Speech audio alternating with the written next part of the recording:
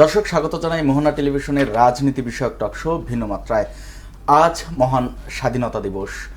৫৬ বছর পেরিয়ে বাংলাদেশের স্বাধীনতা কতটুকুন অর্জিত হলো এবং প্রাপ্তি অপ্রাপ্তির হিসেব এখনও কষতে হয় অনেকেরই। আমরা স্বাধীনতার এত বছর পরে আমাদের স্বাধীনতা অর্জন ও রক্ষার বিষয়ে শুনবো সে সময়কার কথা। আজ আমাদের স্টুডিওতে দুজন সম্মানিত বীর মুক্তিযোদ্ধা উপস্থিত আছেন, তাদের সঙ্গে আলাপচারিতা করব। অনুষ্ঠানের পুরোটা সময় জুড়ে আপনাদের সঙ্গে আছি আমি রনি রাজা, এবং আলোচনা করবার জন্য স্টুডিওতে আছেন বীর মুক্তিযোদ্ধা, বিএনপির জাতীয় নির্বাহী কমিটির সদস্য এবং সাবেক সংসদ সদস্য এবং সাবেক জেলা পরিষদের চেয়ারম্যান হাসানুদ্দিন সরকার। স্বাগতম আপনাকে। আমাদের সঙ্গে আরও আছেন বীর মুক্তিযোদ্ধা, ২ নং সেক্টরের বীর মুক্তিযোদ্ধা সৈয়দ মহিউদ্দিন হায়দার খোকা। স্বাগতম আপনাকে। আপনাকে স্বাগত। আমি প্রথমে হাসানুদ্দিন সরকার আপনাকে দিয়ে আলোচনা শুরু করতে চাই। যেমনটি বলছিলাম যে একটি কথা প্রচলিত আছে যে স্বাধীনতা অর্জনের চেয়ে রক্ষা করা কঠিন। আপনাদের যে সাহসী অবদান, যে কারণে আমরা আজ একটি স্বাধীন দেশ ভূখণ্ড পেয়েছি, তা কতটুকুন রক্ষা হচ্ছে বা হয়েছে বলে আপনি মনে করেন? ধন্যবাদ আপনাকে আমাকে এই প্রশ্নটি করায়, কারণ ২০ মিনিটে এর উত্তর দেওয়া কষ্টকর ব্যাপার। তবু বলবো যে আমরা গর্বিত ছিলাম যে শহীদ জিয়াউর রহমান সাহেব যদুপুরে আমাদের মাঠের পুরো পাশে একটা লাল বিল্ডিং আছে, এখানে থাকতেন। তখন আমাদের আজকের প্রধানমন্ত্রী সম্মানিত তারেক রহমান সাহেব তখন ছোট ছিলেন এবং তার ছোট ভাই কোকর রহমানও ছোট ছিল। এবং আরেকটা গর্বিত ব্যাপার হলো এই প্রথম যে স্লোগানটি ছিল, সেই স্লোগানটি ছিল জয়দেবপুরের পথ ধরো বাংলাদেশ স্বাধীন করো। এই স্লোগানটা সেদিন আমরা দিয়েছিলাম এবং আমাদের এই স্লোগানে সারা বাংলাদেশ জাগ্রত হয়ে যায়। তা শহীদ জিয়াউর রহমান সাহেব তিনি একজন সাহসী দেশপ্রেমিক সৈনিক ছিলেন এবং দেশের দুর্দিনে পাকিস্তানি হানাদার বাহিনী যখন আক্রমণ করে তখন অনেকে গা ঢাকা দিয়েছিল,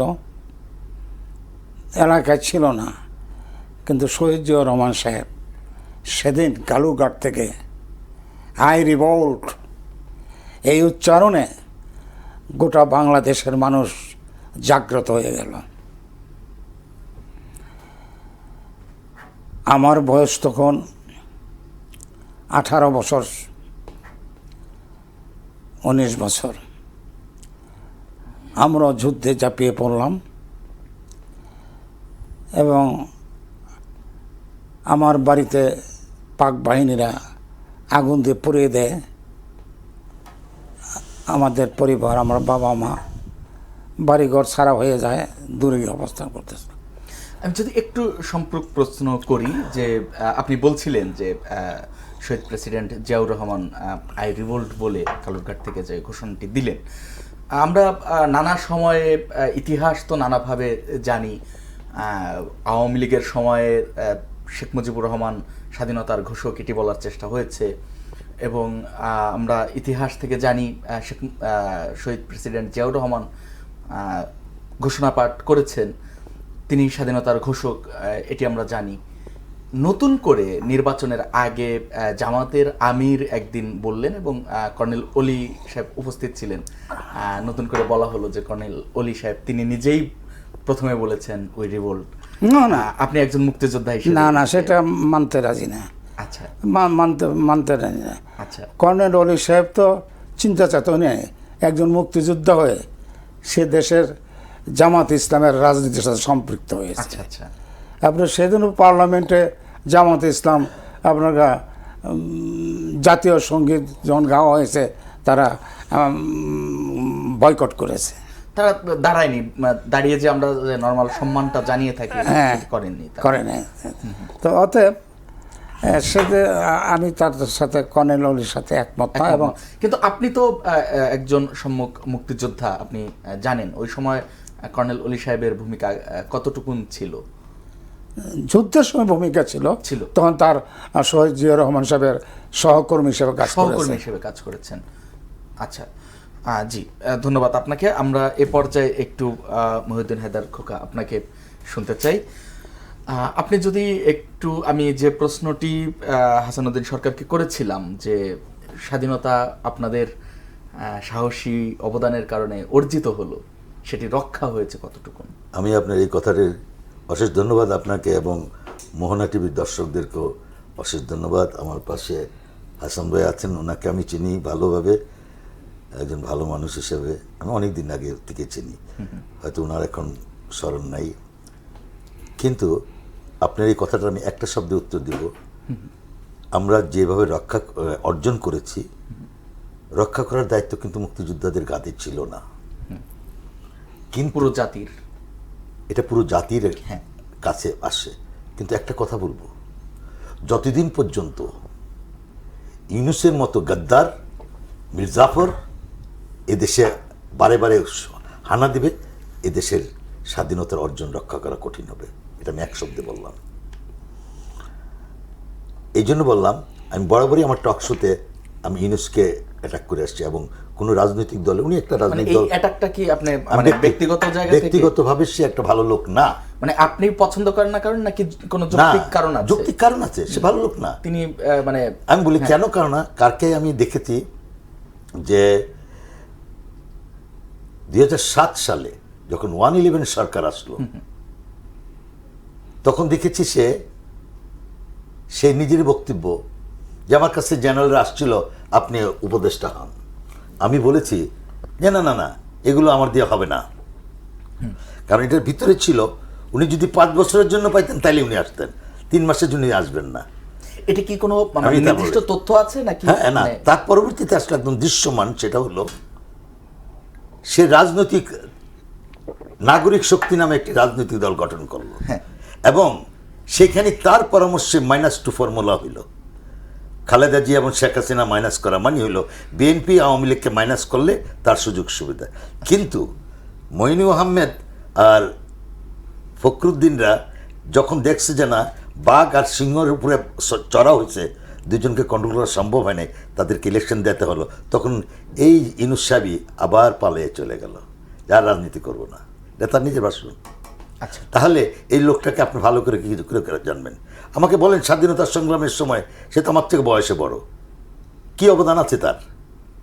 শুধু দেশের মধ্যে যুদ্ধ করলে আমরা মুক্তিযোদ্ধা? কলমে মুক্তিযোদ্ধা হয় নাই?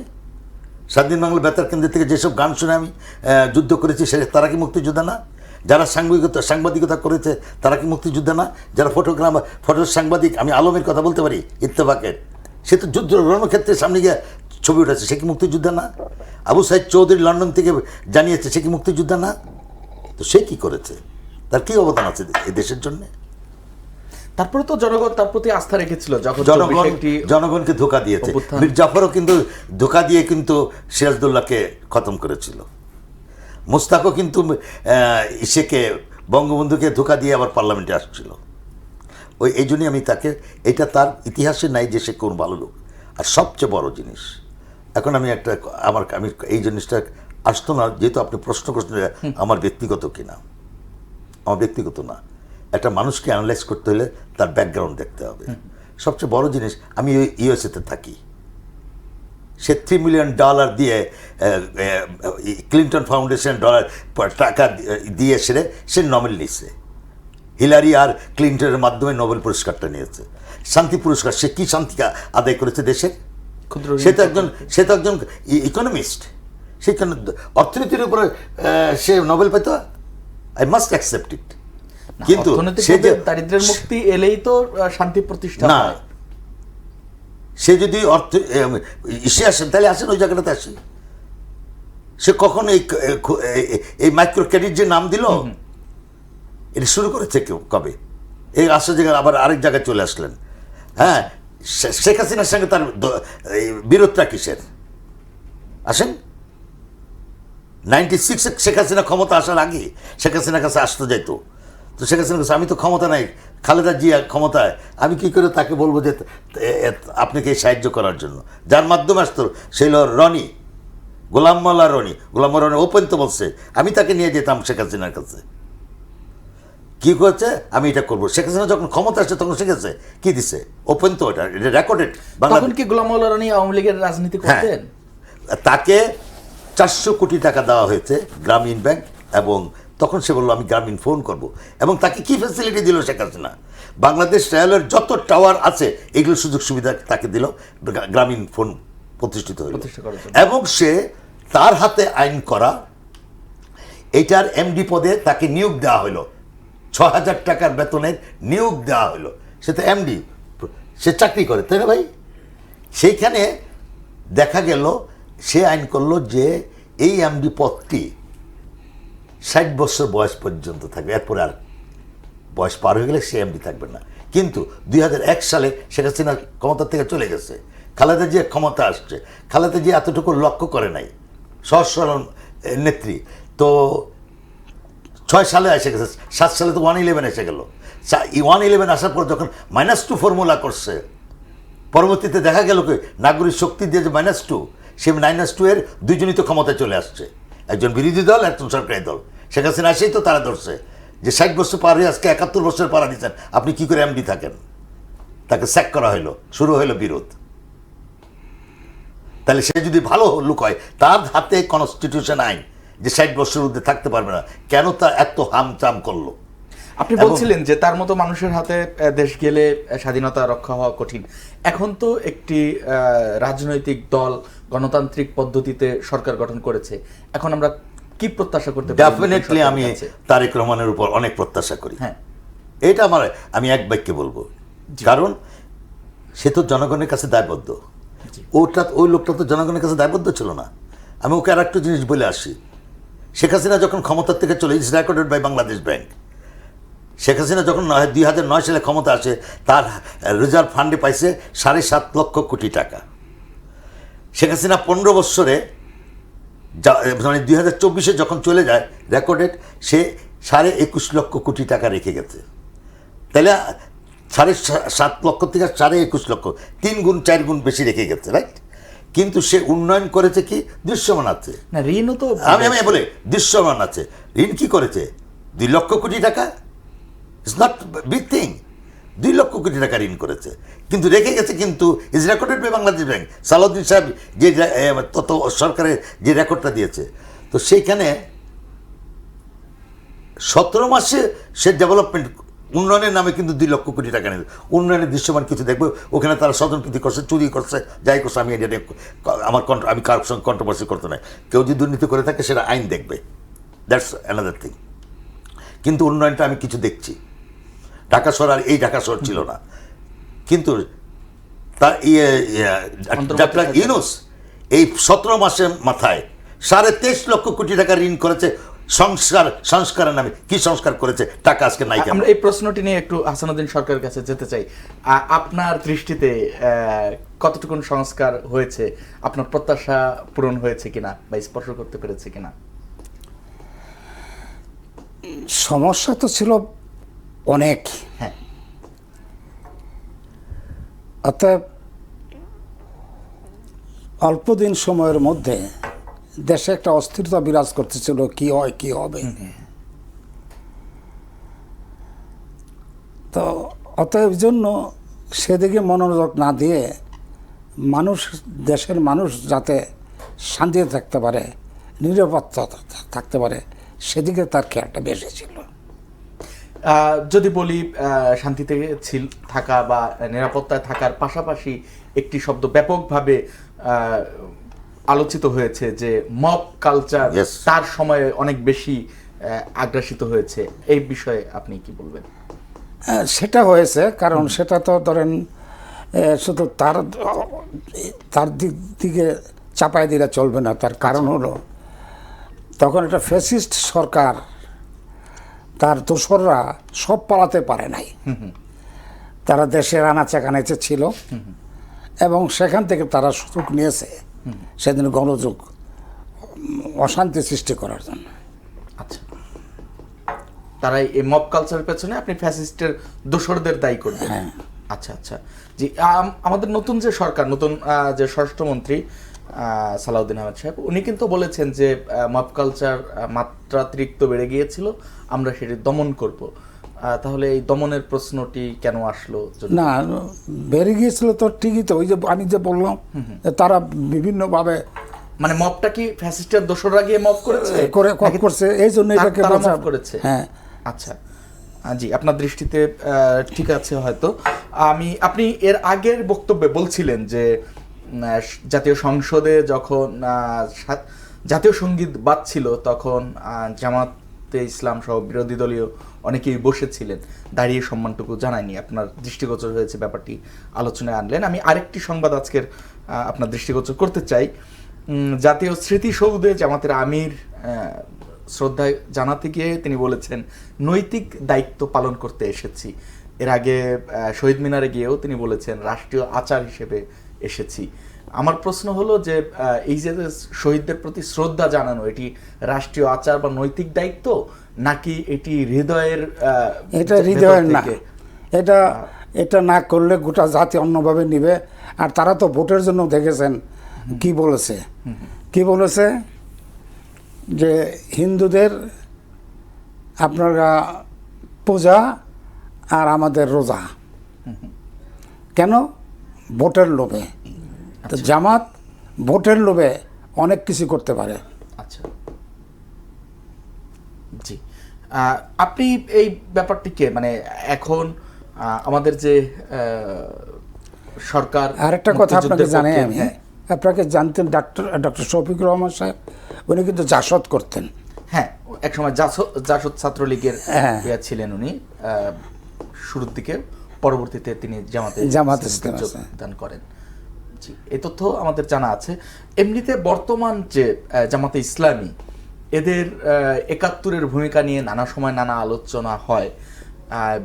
স্বাধীনতার ঘোষকের যে দল, শহীদ প্রেসিডেন্ট জিয়াউর রহমানের প্রতিষ্ঠিত দল বিএনপি এখন ক্ষমতায়, বিরোধী দলে জামাতে ইসলাম রয়েছে। জামাতে ইসলাম এখন একটি কথা নানা সময় বলে থাকে যে তাদের যে ৭১-এ যারা ছিল তারা তো এখন কেউ নেতৃত্ব জায়গায় নেই, এরা তো সরাসরি কেউ যুদ্ধাপরাধী নয়। সেক্ষেত্রে জামাত ইসলামকে কিভাবে ট্রিট করা যায়?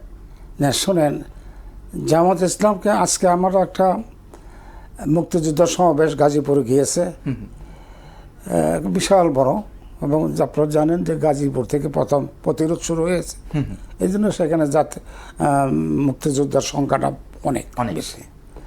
তা আমি একজন আমন্ত্রিত স্পিকার ছিলাম। আমার মানে জুনিয়র জবু করে নাম, এখন মুক্তিযোদ্ধা কমান্ডার গাজীপুরে, সে তো কঠিন ভাষায় জামাতকে বলেছে। আচ্ছা, কঠিন ভাষায় বলেছে, এবং সারা হল আপনাকে তখন হাত চাপিয়ে তাকে সমর্থন জানাইছে। আচ্ছা, এই জন্য এখন জামাত ইসলাম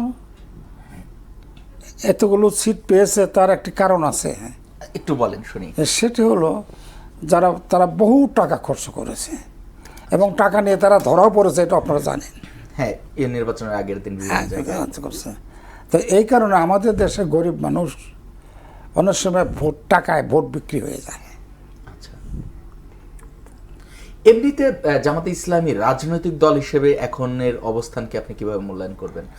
আমরা দেখেছি, টাকার কথা বলেছেন, কিন্তু তাদের তো অনেক সমর্থক রয়েছে। আমরা যে অভিযোগটি ছিল নির্বাচনের আগে যে নারী কর্মীরা গিয়ে ভোটার তালিকা সংগ্রহ করা, সেটা আরেকটা স্ট্র্যাটেজি এখানে কাজ করেছে। আচ্ছা, একটু শুনুন। সেটা আওয়ামী লীগের ভোট জামাতকে দিয়েছে, আচ্ছা, যাতে বিএনপি ক্ষমতায় না আসতে পারে। আচ্ছা, কারণ আওয়ামী লীগের লাভ কি? আওয়ামী লীগের লাভ খালেদা জিয়ার সাথে খুব, বা বিএনপির সাথে তার খুব বেশি, কারণ আন্দোলন সংগ্রামটা তো বিএনপি বেশি করেছে। কিন্তু জামাতের সঙ্গে কি আওয়ামী লীগের কখনো সখ্যতা ছিল বা মানে ওই রকম, মানে যদি বলি আওয়ামী লীগ বেশি কাছে গোলাম আজম সাহেবের কাছে দোয়া আনতে যাচ্ছেন না শেখ হাসিনা। আচ্ছা আচ্ছা, না পরবর্তীতে বিএনপির চেয়ে জামাত বেশি কাছের ছিল আওয়ামী লীগের আপনার দৃষ্টিতে? না, ওই তো করলাম, ক্ষমতার জন্য সে সবকিছু করতে পারে, এইটা হচ্ছে বড় বিষয়। জি ধন্যবাদ আপনাকে সৈয়দ মহিউদ্দিন হায়দার খোকা। আপনি যদি একটু মূল্যায়ন করতেন, আপনি শুনছিলেন, আমি লক্ষ্য করলাম যে আপনি কিছু নোট করছিলেন, যদি একটু বলতেন। আমার একটা স্বভাব যে আমি শুনি কারো কথার মধ্যে ইন্টারাপশন করি না, এটা ভদ্রতার মধ্যে পড়ে না। আমি প্রথম আসছি, ওনার কয়েকটা কথা প্রশ্নের উত্তর আমাকে দিতে হবে, কারণ আমি ঢাকা ইউনিভার্সিটি তখন অনার্সের ছাত্র, যখন স্বাধীনতা যুদ্ধ চলে। তো ঢাকা ইউনিভার্সিটিতে কিন্তু উত্তাল। আমি জিয়া রহমান সাহেবকে খাটো করবো না, জেনারেল খালেদ মুশারফকে উঁচা উঠাবো না, বা জেনারেল মঞ্জুরকেও আমি নিচে নামাবো না। আমার সেক্টর কমান্ডার 11 জন সবাই আমার কাছে শিরোধার্য। Personally I was attached with general Khaled Musharraf under sector 2। তো সেখানে জিয়া রহমান সাহেব, হাসান ভাই হয়তো সবটা বলতে পারেন নাই, আমি তার পুরো স্পিচটাই বলে দিই। আচ্ছা। I, Major Jia, hereby declared by independence of Bangladesh on behalf of our great national leader Sheikh Mujibur Rahman. It was his version. He said on behalf of. That speech was 27th March morning. যদি তাই হয়, আমরা 26শে March স্বাধীনতা দিবস পালন করি কেন? Who declared on 26th independence day? So that আমি কাউকে খাটো করবো না। বঙ্গবন্ধু শেখ মুজিবুর রহমানের স্থান তার জায়গায়, সেক্টর কমান্ডার জিয়া রহমানের স্থান আলাদা জায়গায়, যার যার স্থান শেষের জায়গা থাকবে, তার যার সম্মান শেষের জায়গায় পাইতে হবে। এটি আমার এই জায়গাটা আমি একটু ওনার সঙ্গে ইস্যু করলাম। কাউকে আমি ইস্যু করবো না, বাট আই মাস্ট, কারণ ওই যে আপনি বলছেন না মুক্তিযোদ্ধাদের, আজকে যদি আমি অন্য কোনো দলের কথা কিন্তু না, আমার প্রত্যেকটি ক্যাম্পের ভিডিও দেখাতে পারবো। ওই জায়গাটাতে শপথ বাক্যের শেষে কি করেছে, আমার নেতা তোমার নেতা শেখ মুজিব জয় বাংলা, এ দিয়ে আমাদের ট্রেনিং শেষ হয়েছে। Why I forgot that one? আমি তো এটা আমাকে ভুলে যাওয়ার কথা না। এর মধ্যে আপনি বলেছেন যে শফিকুর রহমান জাসদ করতেন। স্বাধীনতার পরে যখন জাসদ সৃষ্টি হয়েছে, সে দাদাভাই আমার খুব ক্লোজ, 303 নম্বর রুমে থাকতেন দাদাভাই, আমি 157 নম্বর রুমে থাকতাম ইকবাল হলে। আচ্ছা, ওনার খুব ক্লোজ আমি, উনি আমার শিক্ষক গুরু। তো সেখানে দাদাভাই যখন সিদ্ধান্ত নিলেন বৈজ্ঞানিক সমাজতন্ত্র করবেন, 72-তে ছাত্রলীগ 2টা ভাগ হয়ে গেল, একটা পল্টনে একটা শরদ্দি উদ্যানে। তো সেখানে স্বাধীনতা বিরোধী প্রতিটি লোক শেল্টার নিছে জাসদের ছাতির তলে। আচ্ছা, তাদের অন্য কোনো উপায় ছিল না। আচ্ছা, ওটা কিন্তু যেরকম এখন ছাত্রলীগের এই সাহেব সাদিক কায়েমরা যেরকম ছাত্রলীগের ভিতরে ঢুকেছিল, তদ্রুপ তারাই করেছে। তারা সুদূর প্রসারী ছিল তাদের স্বাধীনতা বিরোধীর হিসাবে। অর্থাৎ শিবির বা এই জামাত ইসলামের যে অঙ্গ সংগঠন, এরা গুপ্ত অবস্থায় রাজনীতি করে 71 থেকে, স্বাধীনতার পর থেকে। তারা ওইটাকে মানে নেয়, যেটা প্রতিশোধ তারা দিচ্ছে এবং নিবে, আরো নিবে। আচ্ছা আচ্ছা। এখন আমি যখন মান্না ছাত্রলীগের প্রেসিডেন্ট, মাহমুদুর রহমান মান্না জাসদ ছাত্রলীগের প্রেসিডেন্ট, তখন তার আন্ডারে ছিল এই শফিকুর রহমান। কথা বলছেন? তাহলে এটা জাসদের অনুপ্রবেশকারী বলতে পারেন। জাসদ করে নাই, ওনার সেক্রেটারিও তো জাসদ করছে, অনেকেই করছে, কিন্তু জাসদের সত্যিকারের জাসদ নয়। যখন আবার দেখেন 1975, আমি বলতে চাই 1975 সালে 31শে December, at that time Bangabandhu was not alive, উনি মার্চ মাসে মারা গেছেন। 31শে ডিসেম্বর স্পেশাল কোলাবোরেশন অ্যাক্ট যখন উইথড্র করলো, কত সালের কথা বলছেন? আমি 1975 সালের 31শে ডিসেম্বর, হ্যাঁ, কোলাবোরেশন অ্যাক্ট উইথড্র করলো, তখনই কিন্তু জেলখানা থেকে সবাই বেরিয়ে গেছে। কিন্তু বলে যে বঙ্গবন্ধু নাকি ওকে মাফ করে গেছে। নো, বঙ্গবন্ধু মাফ করেছে কত? 37,000 লোক আমরা জেলখানায় পড়ছি, তখন দেখছে যে অগ্নিসংযোগ, দর্শন, 4টা ক্যাটাগরি করেছে, এইগুলো বাদ দিয়ে যারা আছে তাদের মাফ করে দিয়েছে। 26,000 লোক মাফ করছে, কিন্তু 11,000 ওয়াজ কনভিক্টেড, তারা কিন্তু জেলে ছিল। কিন্তু জিয়াউর রহমান সাহেব যখন কলাবোরেশন একটা আইনটাই উঠে দিয়েছে, তাহলে আমি ওই আইনে জেল খাটবো কেন? তখনই তো জানুয়ারি, 1 জানুয়ারি মতিন তাকে আরম্ভ করে নিজামী সবাই জেলখানতে বেরিয়ে গেছে। এবং উনি 78 সালে বহুদলীয় গণতন্ত্র করতে গিয়ে উনি ওপেন করে দিচ্ছেন সমস্ত দলকে, কাউকে নিষেধ করেন না। এই তখন জামাত বলেন, মুসলিম লীগ বলেন, সবাই নিবন্ধন করেছে, সবাই করেছে।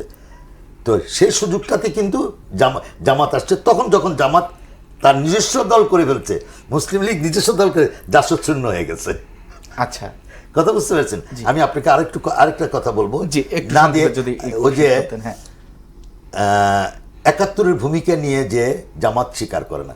আপনি দেখবেন শিশির মনির থেকে আরম্ভ করে এদেরকে এই প্রশ্নটা করলে, আমার কথা হলো তোমার জন্ম এখানে, আমি তো তোমাকে ওই প্রশ্ন করি না যে তুমি করেছো কিনা, তোমার পূর্বপুরুষরা যে অন্যায় করেছে সেটার জন্য তুমি দুঃখ প্রকাশ করো কিনা, ক্ষমা প্রার্থী কিনা। আজকে যেরকম হাসান ভাই বা আমার বাবা যদি মারা যায়, আমরা কি বলি লাস্ট আগে, ভাই আমার বাবা যদি কারোর সঙ্গে আপনার সঙ্গে দুর্ব্যবহার করে থাকে বা কিছু পান, আমাকে জানেন, আমার বাবাকে মাফ করে দেন, বলি কিনা? তারা সেটা কি করেছে? আচ্ছা, করেছে কিনা এটা একটু হাসানুদ্দিন সরকার আপনাকে শুনতে চাই। জামাতের আমির সর্বশেষ একটি শোতে বলেছেন যে আমরা এ নিয়ে 4বার দুঃখ প্রকাশ করেছি, যদিও তারা স্পষ্টভাবে 71-এর ঘটনাকে উল্লেখ করে কখনোই চায়নি, আপনি নিশ্চয়ই অবগত।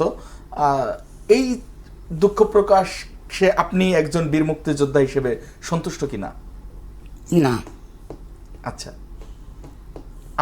আপনার পরামর্শ কি থাকবে জামাত ইসলামের রাজনীতিতে বাংলাদেশের? হ্যাঁ, কর্ম এবং কথার মধ্যে যখন এক হবে তখনই আমি বিশ্বাস করব। রাইট। আচ্ছা, সেটি কিভাবে? সেটি কিভাবে? আমার কর্মটা দেখবেন, আর আমি মুখে যা বলবো। নির্বাচনের সময় মুখ দেখ করছে একটা, এখন আর ওই কথা বলে না।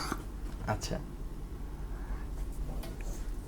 তারা জামাত ইসলাম হয়ে কি করে তারা একটা হিন্দু লোককে নমিনেশন দেয়?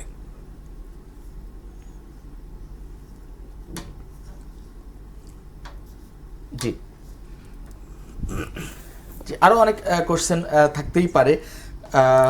যদি বলি, জামাতের যেহেতু আলোচনা হচ্ছে, জামাতের এক নেতা শিশির মনির তিনি একটি ফেসবুক পোস্ট করেছেন, গণভোট অধ্যাদেশ স্বয়ংক্রিয়ভাবে বাতিলের যে লিখিত প্রস্তাব করেছে সরকার, সেটির সমালোচনা করে তিনি বলেছেন, এটিকে কি বলবো, সাহস নাকি দুঃসাহস? 69% মানুষের সিদ্ধান্তের কোনো মূল্য কি নেই? তাহলে মূল্য কার রয়েছে? সরকারের এই প্রস্তাবের সমালোচনা করে তিনি এটি বলেছেন। আপনি এই বিষয়ে কি বলতে চান? এখন ধরেন বিরোধী দলে থাকলে ছোটটাকে বড় করে সমালোচনা করে মানুষ। আচ্ছা, কথাটা বুঝছেন? কে কি বললো, কে কি বললো আসে যায় না। আমার কর্ম যদি ঠিক থাকে, আমার জনগণ আর যদি বিশ্বাস করে, তাহলে সেটাই অবশ্য ঠিক কথা। এবং আমাদের প্রিয় নেতা শহীদ রাষ্ট্রপতির জ্যেষ্ঠ পুত্র, আজকের প্রধানমন্ত্রী, তিনি নির্বাচনের আগে 31টি দফা দিয়েছেন এবং 31 দফার মধ্যে সকল কর্মই আর রয়েছে, সকল সমস্যা বলে সেখানে রয়েছে। এবং পর্যায়ক্রমে প্রথম 2-1টি সনে তিনি কাজ শুরু করেছেন। আমি আশাবাদী, কতদিন হইল মাত্র 1 মাস পার হলো, মাত্র 1 মাস পার হলো। অতএব আমি আশাবাদী আগামী 5 বছরের মধ্যে আমাদের 31 দফা এবং জনগণ এই 31 বিশ্বাস করেছে, এই জনগণের এই বিশ্বাসের তিনি প্রতিষ্ঠা করে কাজ করতে পারবেন বলে বিশ্বাস করি আমি। জি, এই গণভোটের অধ্যাদেশ যে স্বয়ংক্রিয়ভাবে বাতিলের যে লিখিত প্রস্তাব করেছে সরকার, এই বিষয়টিকে কিভাবে দেখছেন? আমি যদি একটু উল্লেখ করি, নির্বাচনের আগে বর্তমান প্রধানমন্ত্রী জনাব তারেক রহমান তিনিও মানে এই গণভোটের পক্ষেই ভোট চেয়েছিলেন, নিশ্চয়ই আপনার জানা রয়েছে। তাহলে এখন কেন এই অধ্যাদেশ স্বয়ংক্রিয়ভাবে বাতিলের প্রস্তাব সরকার করছে? এইটি বাতিলের প্রস্তাব করছে কেন সরকার? কোনটা বাতিল? এই গণভোট অধ্যাদেশ, যে গণভোটের অধ্যাদেশ স্বয়ংক্রিয়ভাবে বাতিলের যে প্রস্তাব করেছে, লিখিত প্রস্তাব করা হয়েছে। এটা একটি রাজনৈতিক কৌশল বলে মনে করি আমি। আচ্ছা আচ্ছা, জি ধন্যবাদ আপনাকে। সৈয়দ মহিউদ্দিন হায়দার খোকা, আপনি আমি ওনার অনেকগুলো প্রশ্নের উত্তর দিব। হ্যাঁ হ্যাঁ একটু। যেটা আপনি বলছেন শিশির মনির বলেছে, শিশির মনির তো এরকমও কথা বলছে, রোজার পূজা এক, হ্যাঁ, আমি তো বলছি। মোহাম্মদ কৃষ্ণ এক। আসলে কি এক? না, আমি স্ট্রেট বলবো, এই কথাটা যদি অন্য কোনো দলের লোক, বিএনপির লোক বা আওয়ামী লীগের লোক বলতো, এতদিনে বাইতুল মুকাররম থেকে 3টা মিছিল বেরিয়ে যেত। বেরোলো না কেন? আলেম সমাজ বের করলো না কেন? They are the main culprit for this country. এখন আসছে বলেন, সে বলছে যে আমি কি সনদ, তাই না ভাই? সনদ তারেক রহমান কিছু করে নাই তো, কিন্তু সরকারে তো তারেক রহমান আছে, পার্লামেন্টে তো তারেক রহমান আছে, তাই না? তাকে তো সব কিছু দেখতেই হবে। সেখানে সেই কথাটা বলছে বিএনপিকে চ্যালেঞ্জ করে। আমার বলার ইচ্ছা লাগে, তার কত বড় দুঃসাহস 71 মুক্তিযোদ্ধাদেরকে ভুলাই দিতে যায়। তার দাদা গোলাম আজমের ভূমিকা নাই? যে গোলাম আজম আমার বুকে লাথি দিয়েছে 1971 সালে 20 নভেম্বর রোজারিদের দিন। তার কুলাঙ্গার সন্তান বলে যে স্বাধীনতা নাকি ভারত চাপাই দিছে। জিয়া রহমান তো অনেক উদার। 1980 সনে যে সে যখন সামরিক বাহিনীতে অংশগ্রহণ করে, তাহলে একটা জায়গাতে ফর্ম ফিল আপ করতে, নাম, জাতীয়তা, পিতার নাম, জাতীয়তা, মার নাম, জাতীয়তা। আমার প্রশ্ন, তার বাপের নামের জায়গায় জাতীয়তা কি লিখেছে? বাংলাদেশি? 1980 সনে তো তার বাবা বাংলাদেশের নাগরিক না, সে পাকিস্তানের পাসপোর্ট নিয়ে 79 সনে আসছে, এবং 81 সনে বাইতুল মুকাররমে তাকে জুতা পিটা করা হয়েছিল। আই হ্যাভ দ্যাট ডকুমেন্ট, আমার কাছে পিকচার আছে, এবং যারা করেছে তাদের নাম আমি জানি। হ্যাঁ, ইতিহাস। আমি একটা কথা বলছি, এখন আর যদি বলে যে না আমি পাকিস্তানে রেখেছি, তাহলে বিদেশি নাগরিকের ছেলে বাংলাদেশ সেনাবাহিনীতে অংশগ্রহণ করতে পারে? No, that's no law. কিভাবে করেছে? আর সেই ছেলে বলে আমি আয়নাগরে ছিলাম, এক গামছা 8 বছর একবারে পরিষ্কার রয়েছে। I don't believe this thing. Number 2, এই জন্য বলি তারা কি বলে না বলে ওটা নিয়ে, এইটা যে এখন সংসদে আলোচনা হচ্ছে, এটার বিরুদ্ধে তো একটা রিড হয়েছে হাইকোর্টে। এখন আমার ক্ষমতা, অধিকার আছে, ওনারও অধিকার আছে রিড করার। যখন আমি রিড করেছি, রিড অ্যাকসেপ্ট হয়েছে, তারেক রহমান কি করবে? তারেক রহমান তার কি বলবে, এই বিচারপতি এটা নিও না? না, সেটা বলার এখতিয়ার তো নেই। তো সেখানে এইটাই তো হয়েছে। এখানে তারেক রহমানের দোষ বিষয় দিয়ে লাভ কি? আমরা তারেক রহমানের উপর আশ্বাস রাখতে চাই। এখনই আপনারা এত কিছু চান কেন তারেক রহমানের কাছে? সে তো বলছে 100টা দিন যেতে দেন না।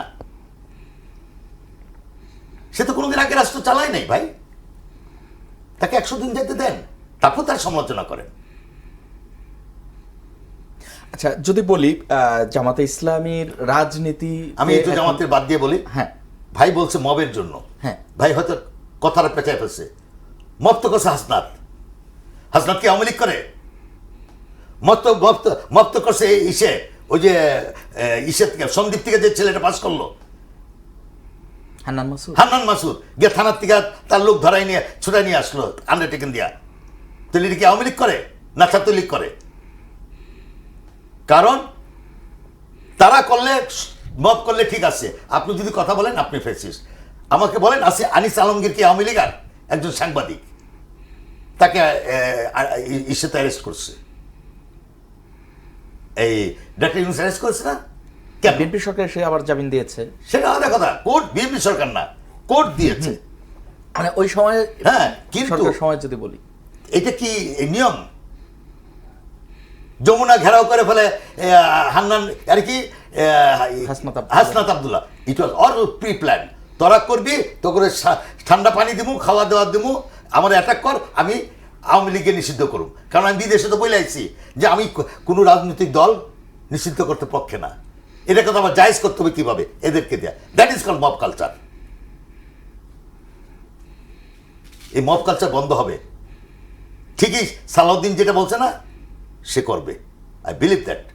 জি, ধন্যবাদ। এরপরে আসছে আরেকটা আমি কথা বলি। জি জি, জামাত প্রশ্নে, জামাতের প্রশ্নে আমি একটা কথা বলি। ওই কি বলবো, কুকুরের লেজ কখনো সোজা হয় না। আচ্ছা, আমি এক একটু বাক্যে এই শেষ করে প্রসঙ্গে দিলাম। হ্যাঁ, শেষ প্রশ্নটি আমি এই প্রসঙ্গটা হাসানুদ্দিন সরকার আপনাকে দিয়ে শুরু করতে চাই, আপনাকেও আমি একই প্রশ্ন শুনবো। সেটি হচ্ছে জামাতের রাজনীতিতে এখন একটি অবস্থান তো তৈরি হয়েছে, এবং আমরা যদি বলি যাদের যুদ্ধের সময় বিরোধী অবস্থান ছিল, এখন অনেক মুক্তিযোদ্ধা, আপনাদের মতো অনেক মুক্তিযোদ্ধা এখন জামাতের সঙ্গে রাজনীতি করছে। যদি বলি কর্নেল অলির কথা বললাম, যদি বলি অবসরপ্রাপ্ত মেজর আখতারুজ্জামান, তিনি বলেছেন যুদ্ধ করেছি আমরা পাকিস্তানের বিরুদ্ধে, জামাত ইসলামের বিরুদ্ধে নয়।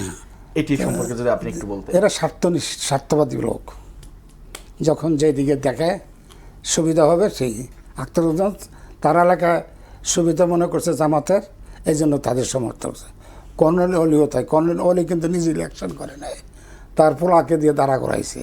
এত জামাত যদি এত মহব্বতের দল হইতো তাহলে তো তার পোলাকে পাশ করাইতো না, জনগণ হয়তো প্রত্যাখ্যান করেছে। হ্যাঁ ঠিক আছে, প্রত্যাখ্যান করেছে। প্রত্যাখ্যান কেন করছে? জনগণ জামাত পছন্দ করে না, পছন্দ করে বিএনপিকে, এবং তার সাথে যার সম্পৃক্ত তাদেরকে পছন্দ করে। আচ্ছা, বাংলাদেশের রাজনীতি নিয়ে যদি বলি, আপনারা যেহেতু রাষ্ট্রের জন্মের ভূমিকা আপনাদের রয়েছে, আপনারা বাংলাদেশ রাজনীতিটা কেমন দেখতে চান? বিএনপি এখন তো ক্ষমতায় রয়েছে, বিরোধী দল হিসেবে পাশাপাশি কিন্তু জামাতের স্পষ্ট অবস্থান রয়েছে। এই জায়গাটায় পরবর্তীতে কারা আমরা নিতে পারে? দেখতে চাই আমার নেতা নির্বাচনের আগে যে 31 দফা জনগণের কাছে পেশ করেছে, তার যদি বাস্তবায়ন করতে পারে তাহলে ইনশাল্লাহ কোনো রাজনীতি স্থান পাবে না। আচ্ছা, একক রাজনৈতিক দল হিসেবে বিএনপি একক মনে বিএনপি আর তার সহযোগী দল আছে তাদেরকে নিয়ে। জি জি, ধন্যবাদ আপনাকে। আমরা অনুষ্ঠানের শেষ পর্যায়ে চলে এসেছি। সৈয়দ মহিউদ্দিন হায়দার খোকা, প্রশ্ন রেখেছিলাম। জি সেম প্রশ্ন। হ্যাঁ। হাসান ভাই দল করে, যেহেতু ওনার পক্ষে দলের একটা কথা বলবে, এটা স্বাভাবিক। আমি কোনো রাজনৈতিক দলের ইসে নাই, যার জন্য আমি এই ভিন্ন সুরে কথা বলি। জিনিসটা হলো, আপনার প্রশ্নটা ছিল স্বাধীনতা অর্জন এবং রক্ষা, কিন্তু সেই টপিকসে আমরা নাই, চলে গেছি কিন্তু দলীয় ইয়েতে। তো সেই রক্ষার অংশ কিন্তু এই দল আছে আছে, তারপরেও আমি ওই জায়গাতে ব্যাক করে চলে যাব। রক্ষা করতে হইলে আমি আপনাকে একটা কথা বলি। সিরাজউদ্দৌলা যখন ধরা পড়ে, তখন কিন্তু সিরাজউদ্দৌলার দরবারে কাচের ভাঙ্গাচোরা চেয়ার দিয়া বলছে এটাতে বসেন হুজুর। এই জনগণ 100 বছর পরে এসে দেখেন এই সিরাজউদ্দৌলার জন্য কিন্তু যদি সংক্ষেপে শেষ করতেন, 30 সেকেন্ড আছে। ঠিক তদ্রূপ আজকে আপনি যেটা বলছেন মুক্তিযুদ্ধের ইসে, আগামী 30 বছর কোনো একটা সময় এই 71ই থাকবে, 71-এর বিরোধিতা শক্তি জামাত যে দেশে থাকবে। ধন্যবাদ আপনাকে, ধন্যবাদ হাসানুদ্দিন সরকার। দর্শক, ধন্যবাদ জানাই আপনাদেরও এতক্ষণ সঙ্গে থাকবার জন্য। আজকের মতো বিদায় নিচ্ছি। আগামীকাল দেখা হবে একই সময়ে, নতুন কোনো অতিথি নিয়ে আলোচনা হবে, নতুন কোনো বিষয়। সঙ্গে থাকুন।